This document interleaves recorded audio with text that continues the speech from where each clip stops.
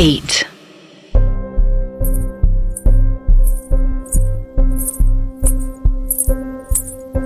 घुंघरू की आवाज पास आती जा रही थी।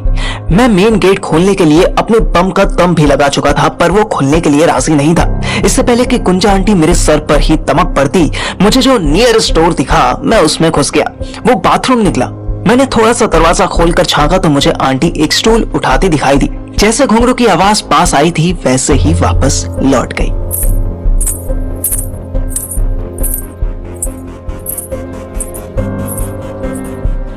मेरी जान में जान आई। मैं फिर दरवाजा खोलने की कोशिश में लग गया, पर कुंडी थी कि अपनी जगह से खिसकना ही नहीं चाहती थी। थक हार कर मैं साइड में बैठ गया। तभी सुहानी आ गई।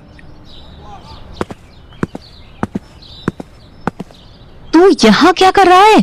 बड़ी मुश्किल से मम्मा को ऊपर रोका है मैंने। पैजामे का नाड़ा खोलने से भी ज्यादा टफ है तेरा ये गेट खोलना। पता नहीं कौन सा पासवर्ड लगा इसमें। तू देख। सुहानी गेट के पास आई। उसने मुझे घूर कर देखा और छोटा सा लैच हटाकर गेट को बाहर की तरफ धक्का दिया। गेट ऑलरेडी खुला हुआ था, बस लैच हटाना था।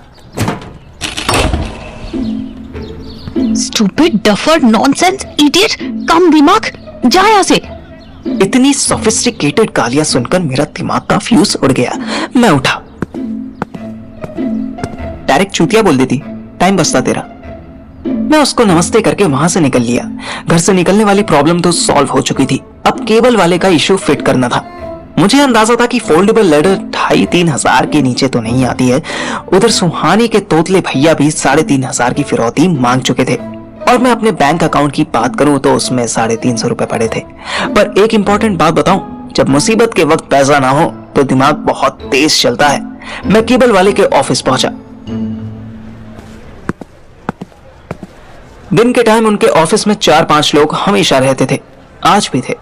एक सूखा सा 18-20 साल का लड़का आया। मैंने बड़े हक से ऑर्डर दिया, अपनी सीढ़ी दियो, मुझे 10 मिनट का काम है, अभी लौटा दूंगा।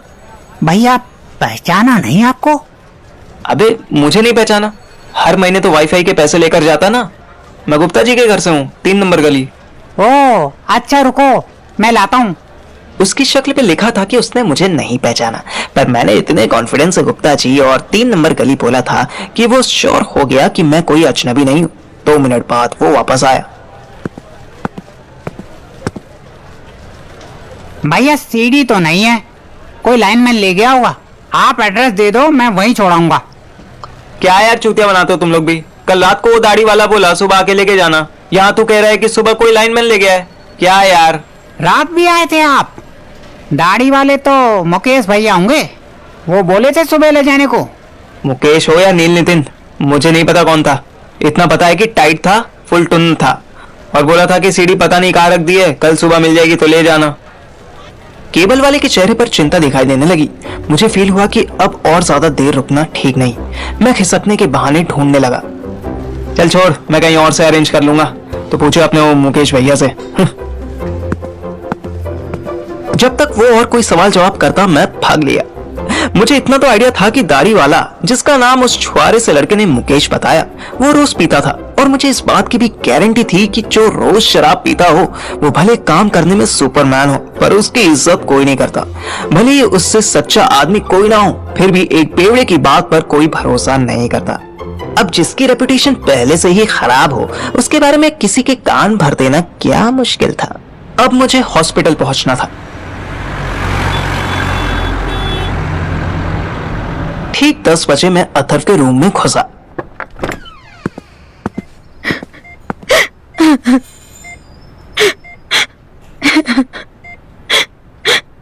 सुनीता आंटी पहले ही स्टूल पर बैठी थी। उनकी आंखों में आंसू बह रहे थे। अथर्व बेड पर लेटा सो रहा था। आंटी को रोता देख मैं थोड़ा सा घबराया। क्या हुआ आंटी, आप रो क्यों रहे हो? आंटी की नजर मुझ पर पड़ी। उन्होंने तुरंत अपने आंसू पोंछे। मुझसे मत पूछ, जा डॉक्टर श्रुति के पास जा, उससे पूछ मैं क्यों रो रही हूँ, जा दफा हो। ऐसा नहीं था कि आंटी ने मुझसे पहले कभी रूडली बात नहीं की थी, बल्कि उन्होंने मुझसे लास्ट टाइम कब प्यार से बात की थी ये तो मुझे याद भी नहीं था। लेकिन आज वो जिस तरह से बोली, मुझे एक अलग सी नफरत सी फील हुई। मैं बिना कुछ और पूछे सीधे डॉक्टर श्रुति को ढूंढने निकल गया। फॉर्चुनेटली वो अपने छोटे से क्लिनिक कम केबिन में ही मिल गई। Hello doctor ma'am, good morning. Athar की मम्मी ने बोला कि आपसे एक बार बात कर लूं। डॉक्टर श्रुति ने कोई जवाब नहीं दिया। वो मुझे एकटक देखती रही। उनकी आंखें देखकर ऐसा लग रहा था जैसे इनमें ढेर सारा गुस्सा भरा हुआ है। Ma'am, everything okay? आंटी भी रो रही है और कुछ बता नहीं रही। केयर गिवर का मतलब समझते हैं आप पार्थिव? यस डॉक्टर मैम, वही जो केयर करता है, ख्याल रखता है। I am not asking about word meaning. ख्याल रखने का मतलब भी समझते हैं आप? जब आप पहली बार मिले थे तो आपने बहुत प्राउडली कहा था कि दोस्त नहीं ब्रदर है आपका। ये है क्या आपका ब्रदरहुड कि आप अपने बीमार भाई को हॉस्पिटल में अकेला छोड़कर चले गए? आर यू रियल मिस्टर पार्थिव? ऐसी तगड़ी डांट सुनते ही मेरे होश उड़ गए। मुझे ऐसा लगा जैसे मैं मार्केटिंग की प्रिपरेशन करके एग्जाम देने आया था और पेपर टैक्सेशन का निकल गया। मैम, हुआ क्या है अथर को? वो ठीक है ना? Yes, he is all right now. But no thanks to you.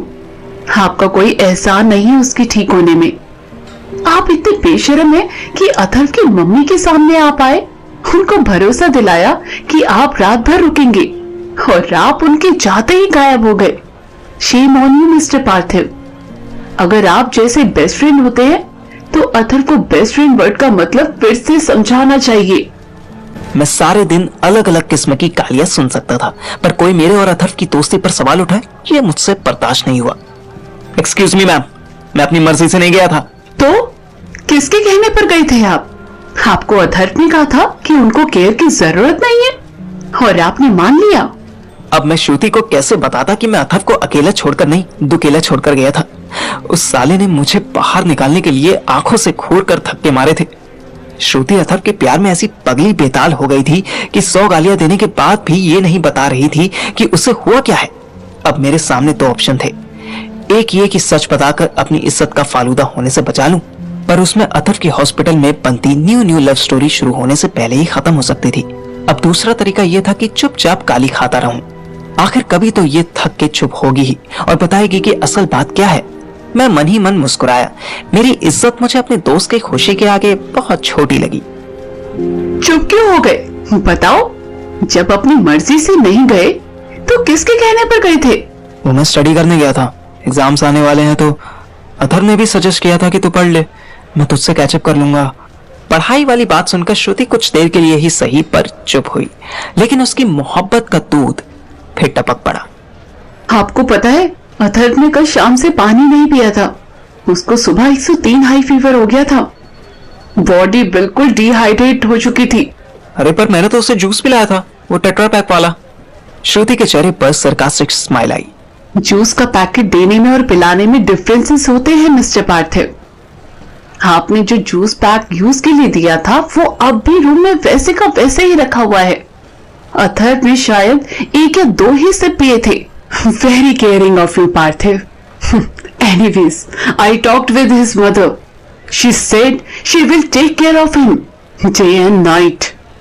मैंने श्रुति की इतनी बात सुनी और वापस अथर्व के रूम की तरफ भागा।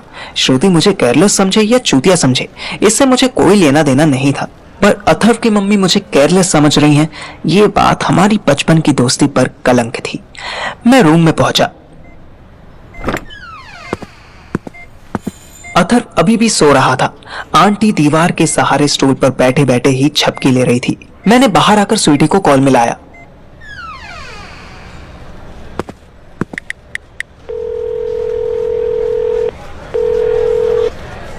हेलो स्वीटी, सुबह यहाँ हॉस्पिटल में तेरे जाने से पहले तक क्या हुआ, जरा शॉर्ट में बता। यार उसको सुबह बहुत तेज बुखार था, पर उसने मुझे जबरदस्ती भगा दिया कि कहीं सुनीता आंटी ना आ जाए। उसके बाद क्या हुआ मुझे नहीं पता। उसको मैसेज किए थे पर उसने रिप्लाई ही नहीं किया। तू बता, वो ठीक तो है ना? मैंने फोन काट दिया। इसको रिपोर्ट देने का मेरा बिल्कुल मन नहीं था। मैं वापस रूम में पहुंचा और पूरे रूम को एक जासूस की तरह देखने लगा। अथर्व के बेड के राइट साइड पर, जहां कोई नहीं चाहता था, वहां मुझे खूब बड़े जूते के फुटप्रिंट्स दिखे। ऐसे फुटप्रिंट्स किसी बड़े लंबे आदमी के ही हो सकते थे।